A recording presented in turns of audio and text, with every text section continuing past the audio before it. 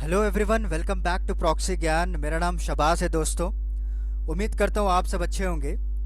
तो आज का जो हमारा टॉपिक है which is related to the biodiversity, ecology, environment और बायोडाइवर्सिटी रिलेटेड टॉपिक है, क्योंकि हाल ही में आपने देखा होगा कि किस तरह अफ्रीकन एलिफेंट्स एक्सटिंक्शन की तरफ जो है बढ़ते चले जा रहे हैं। Okay, so because there are two categories of African elephants, one is forest elephants and other one is savanna elephants.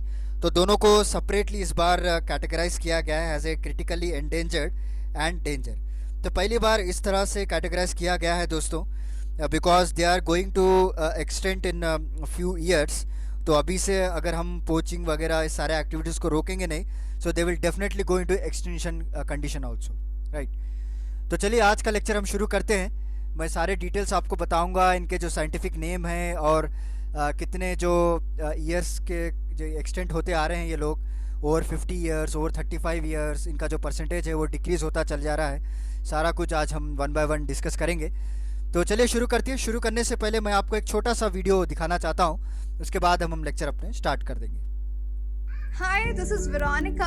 अब आप मेरे साथ one on one zoom session book कर सकते हैं कॉम्पिटिटिव एग्जाम काउंसलिंग के लिए। जिस तरह आपके बहुत सवाल रहते हैं कि कॉम्पिटिटिव एग्जाम्स के लिए क्या ऑप्शनल लिया जाए, आंसर राइटिंग कैसे किया जाए, उसके लिए मैं आपको काउंसलिंग दूंगी आपके पर्सनल स्ट्रेंथ्स और वीकनेस पे बेस्ड।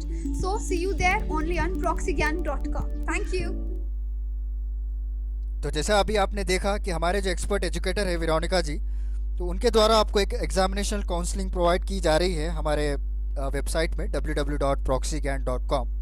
तो वहाँ पे विज़िट कीजिए और जितने भी आपके डाउट्स हैं वो क्लियर कर सकते हैं आप, क्योंकि सभी लोगों को पता होता है दोस्तों क्या बनना है, बट किसी को नहीं पता होता कि किस तरह से पढ़े। ओके, स्ट्रैटेजी क्या होनी चाहिए, क्या पढ़ना है, क्या छोड़ना है एग्ज़ाम के लिए, और आपको किस तरह से एग्ज़ाम मेंस अगर आप लिख रहे हैं तो उसके आंसर राइटिंग की स्ट्रैटेजी क्या होती है, ये सारा कुछ आज हमारे जो एक्सपर्ट एजुकेटर है उनके द्वारा आपके सारे डाउट्स क्लियर कर दिए जाएंगे।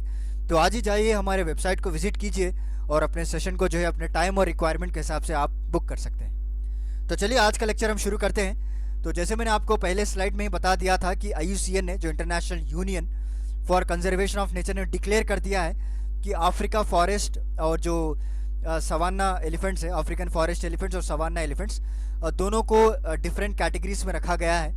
तो अफ्रीकन फॉरेस्ट आपको क्रिटिकली एंडेंजर्ड में आते हैं और सवाना एंडेंजर में आते हैं।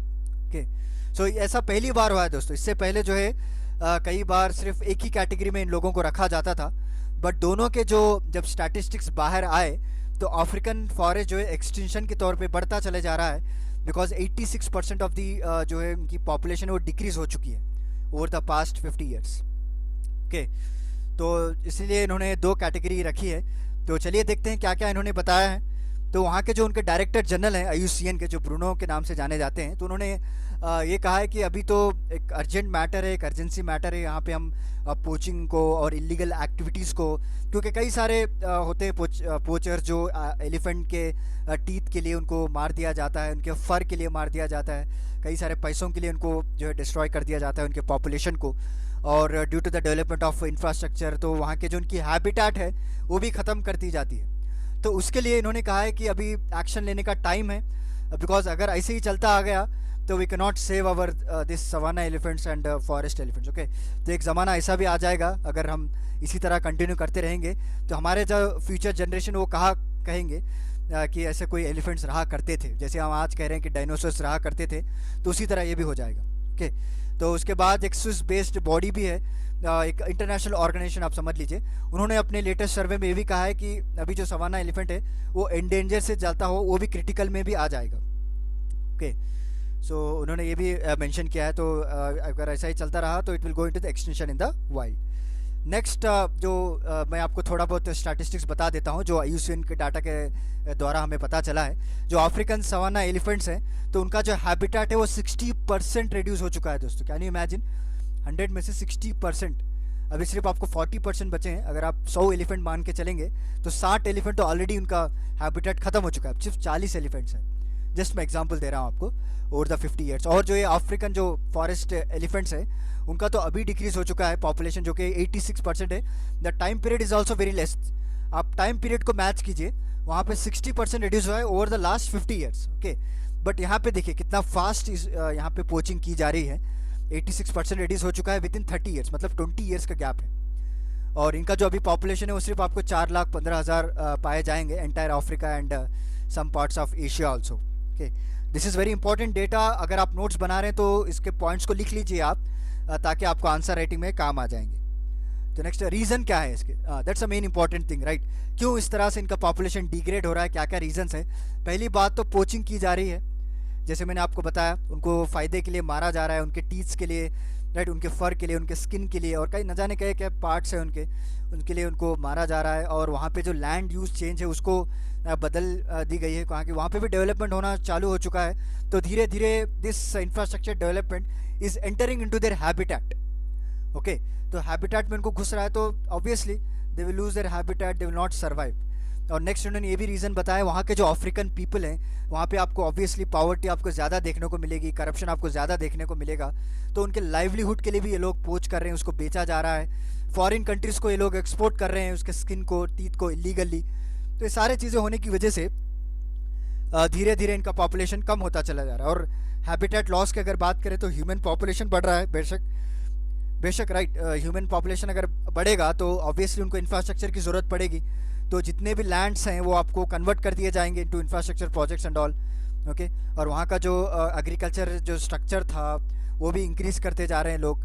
तो उसके वजह से जो है कई सारे उनको पेड़ों को काटना पड़ रहा है, जंगल्स में जो है उनको एंट्री लेनी पड़ रही है वहाँ के लोगों को, क्योंकि पॉपुलेशन ज़्यादा हो गया है, खाने की बहुत ज़्यादा ज़रूरत पड़ेगी, तो एग्रीकल्चर को इंक्रीज़ करना पड़ेगा।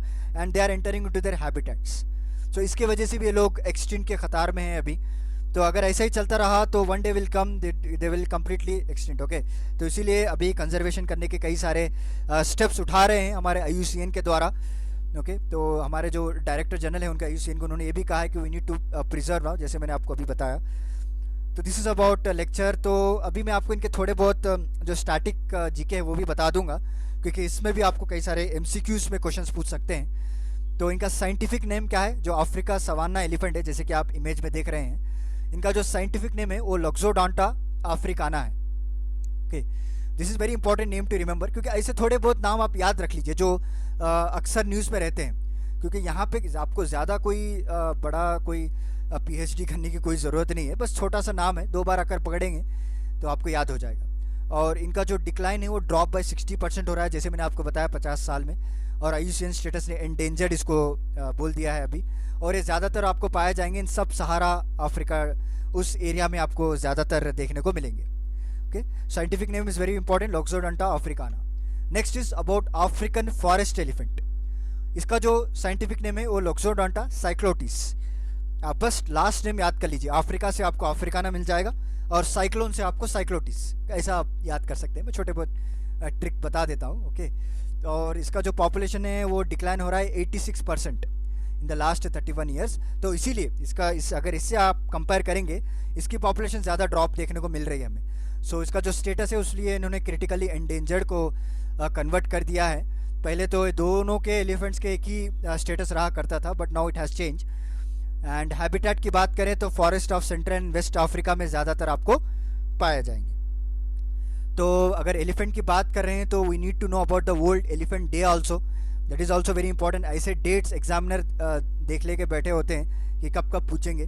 तो वर्ल्ड एलिफेंट डे इसको सेलिब्रेट किया जाता है 12 अगस्त को हर साल। ओके, तो हर साल इसको सेलिब्रेट किया जाता है ताकि लोगों में अवेयरनेस पैदा करे for conservation and protection of the largest mammal on land. Okay, और इसको कब लॉन्च किया गया था? 2012 से ये लोग बनाते आ रहे हैं। So in order to conserve this Asian and African elephants both. Okay, यहाँ पे सिर्फ अफ्रीकन नहीं, एशियन एलिफेंट्स भी आपको यहाँ पे कंजर्व किए जाएंगे। तो डेट इज़ वेरी इंपॉर्टेंट। तो remember, world Elephant day is celebrated on 12 August every year. और ये कब से शुरू हुआ था? 2012 से। तो चलिए, IUCN की बात आई है तो मैंने सोचा कि एक स्लाइड IUCN के बारे में भी रख देते हैं। इससे पहले मैंने कई सारे लेक्चर्स में इसके बारे में बताया है, बट एनी हाउ एक रिवीजन भी हो जाएगा आपके लिए। तो IUCN is nothing but it's composed of both government and civil society organisation. Okay, and इसको कब बनाया गया था? 1948 में इसको बनाया गया था। इसका मेन मकसद ये है कि जितने भी जो एनिमल्स रहते हैं उनके सब स्टेटस को ये लोग डेजिग्नेट करते हैं हर साल। उनकी कंजर्वेशन के लिए स्टेप्स उठाया जाता है, राइट। उनको प्रिजर्व किस तरह से किए जाए, उनके हैबिटेट को किस तरह से बचाया जाए, ये लोगों का काम है। और इनका हेडक्वार्टर कहाँ पे दोस्तों? स्विट्ज़रलैंड में। This is also very important. Okay, ज़्यादातर आपको क्रिएशन डेट पूछेंगे, एस्टैब्लिश कब किया गया था वो पूछा जाएगा, और दूसरा इनका हेडक्वार्टर कहाँ है वो भी आपको पूछा जाएगा। सो इनका हेडक्वार्टर कहाँ पे आपको स्विट्ज़रलैंड में है, और IUCN रेड लिस्ट जो है आपको कई सारे जो एक बुक भी ये लोग पब्लिश करते हैं, वहाँ पे ये लोग स्टेटस दिए जाते हैं particular plant and animal species. ऐसा नहीं है कि सिर्फ ये लोग एनिमल को ही फोकस करते हैं, but they will focus on plants also. Okay, तो टोटल आपको 9 कैटेगरीज इसमें देखने को मिलेगी, जो कि not danger to not evaluate to extinct तक। ओके, दैट इज़ उसके बाद critically endanger vulnerable species. Okay, इस तरह से आपको कैटेगरीज ये लोग दिए जाते हैं। जैसे मैंने आपको एक इमेज भी प्रोवाइड कर दी है। ओके, लीस्ट कंसर्न हो गया, उसका नियर थ्रेटन, उसका वनरेबल, उसका एंडेंजर्ड, ओके, और critically extinct in the world wild, और लास्ट जो है एक्सटिंक्ट हो गया। कोई भी एनिमल अगर एक्सटिंक्ट कैटेगरी में हो तो समझ लीजिए कि वो ख़त्म हो चुका है, अब उसकी कोई जाति बची नहीं है दुनिया में। ओके, तो इसीलिए इस कैटेगरी में बचाने के लिए ये लोग अभी से कंजर्व कर रहे हैं अफ्रीकन एलिफेंट्स को। तो चलिए देखते हैं क्या होता है। वेरी इंपॉर्टेंट टॉपिक है दोस्तों आपको, जो कि बायोडाइवर्सिटी और एनवायरनमेंट इकोलॉजी में आपको ज़्यादातर पूछा जाता है। डायरेक्टली आपको इसमें साइंटिफिक नेम या फिर इनके कंजर्वेशन पीरियड के बारे में, या कितना पॉपुलेशन ड्रॉप हुआ है उसके बारे में आपको पूछ सकते हैं डायरेक्टली क्वेश्चन MCQs में। तो उम्मीद करता हूँ आपको आज का मेरा लेक्चर पसंद आया होगा। तो चलिए फिर मिलता हूँ मैं आपको अगले लेक्चर के साथ कुछ इंटरेस्टिंग टॉपिक के साथ। तब तक के लिए धन्यवाद दोस्तों।